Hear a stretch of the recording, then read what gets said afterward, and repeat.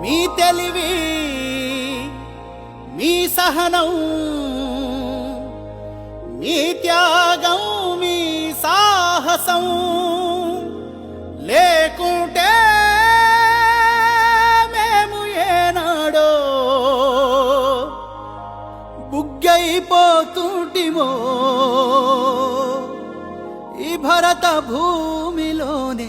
మసి బొగ్గైపోతుంటిమో